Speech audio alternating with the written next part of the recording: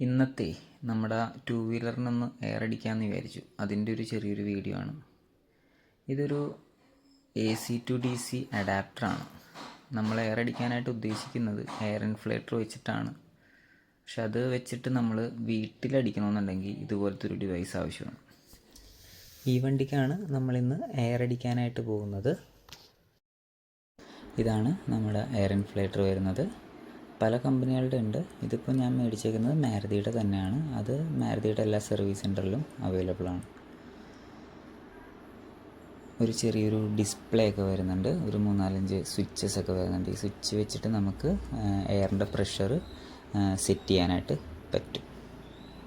ഇതിൻ്റെ ബാക്കിൽ ഇതിൻ്റെ കോഡ് വരുന്നുണ്ട്. അതിനകത്തൊരു കണക്ടർ വരുന്നുണ്ട്. ആ കണക്ടറാണ് നമ്മളുടെ AC/DC കൺവേർട്ടറിൻ്റെ കപ്ലറിനകത്തേക്ക് കണക്ട് ചെയ്യേണ്ടത്. ഇത് ചുമ്മാ ജസ്റ്റ് ഒന്ന് കണക്ട് ചെയ്തിട്ട് പ്ലഗ് ഇൻ ചെയ്താൽ മതി.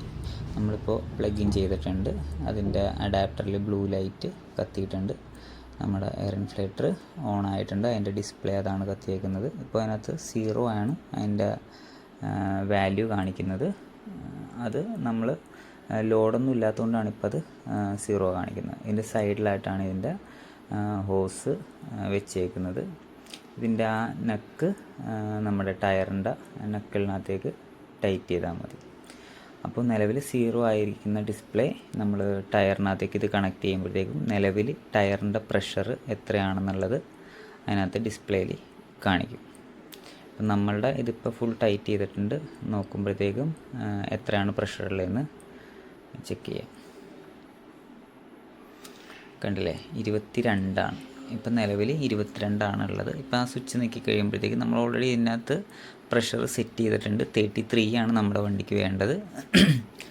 അപ്പോൾ 33 ആകുമ്പോഴത്തേക്കും ഇത് ഓട്ടോമാറ്റിക്കായിട്ട് നിന്നോളും. അങ്ങനെയാണിത്. ഇതിൻ്റെ വർക്കിംഗ് പ്രൊസീജിയർ അങ്ങനെയാണ്. 29 ആയി, 30,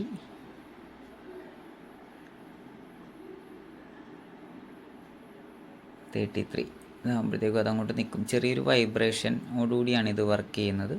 അത് കഴിയുമ്പോൾ ഓട്ടോമാറ്റിക്കായിട്ട് നിന്നോളും. അപ്പം ഞാൻ പറഞ്ഞു വരുന്നത്, ഇതുപോലത്തെ ഒരു ഡിവൈസ് എല്ലാവരുടെയും വീട്ടിലൊരെണ്ണം ഉണ്ടെന്നുണ്ടെങ്കിൽ നമ്മൾ എന്തെങ്കിലും അത്യാവശ്യത്തിന് പുറത്തിറങ്ങാൻ നേരത്ത് ഇതുപോലെ ടയറൊക്കെ പഞ്ചറായി കിടക്കുമെന്നുണ്ടെങ്കിൽ നമുക്ക് അത്യാവശ്യം ടയർ കട വരെയെങ്കിലും ഓടിച്ചുകൊണ്ട് പോകാനായിട്ട് എയർ അടിക്കേണ്ടി വരും. അപ്പോൾ അങ്ങനെയുള്ള സന്ദർഭത്തിലൊക്കെ ഇത് വളരെ യൂസ്ഫുള്ളായിരിക്കും.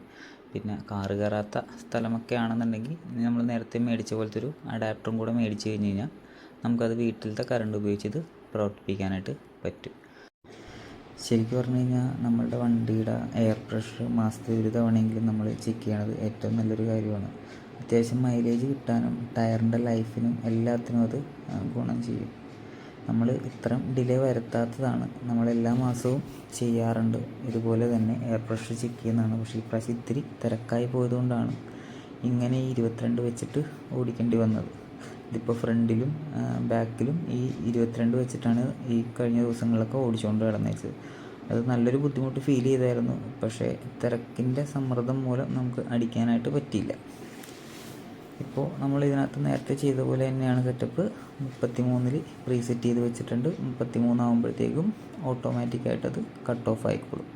അതിനകത്ത് കണ്ടില്ല, ചെറിയ 3 സ്വിച്ച് എന്ന് വെച്ച് കഴിഞ്ഞാൽ നമുക്ക് പ്രീസെറ്റ് ചെയ്യാൻ വേണ്ടിയിട്ട് പ്രഷർ അഡ്ജസ്റ്റ് ചെയ്യാൻ വേണ്ടിയിട്ടുള്ള സ്വിച്ചസാണ്. ആ വലിയ 2 സ്വിച്ച് എന്ന് പറഞ്ഞാൽ ഒന്ന് ഈ കംപ്രസർ വർക്ക് ചെയ്യാനായിട്ടുള്ളതും അതിൻ്റെ അപ്പുറത്ത് ഇതിനകത്തൊരു ലൈറ്റ് ഉണ്ട്, എമർജൻസി ലൈറ്റ് ഉണ്ട്. നമ്മൾ ഈ രാത്രി സമയങ്ങളിലൊക്കെ നമുക്ക് ഇതുപോലെ എയർ അടിക്കേണ്ട സിറ്റുവേഷൻ വന്നു കഴിഞ്ഞാൽ അത് വെച്ചിട്ട് അത്യാവശ്യം പെട്ടെന്ന് നമുക്ക് കാണാൻ പറ്റും. വേറെ ടോർച്ചിൻ്റെ സഹായമൊന്നും വേണ്ട. ഇത് വെച്ചിട്ട് സിമ്പിളായിട്ട് നമുക്ക് എയർ അടിക്കാനായിട്ട് പറ്റും. അപ്പോൾ ഇന്നത്തെ വീഡിയോ ഇത്രയേ ഉള്ളൂ. അടുത്ത ഏതെങ്കിലും ഒരു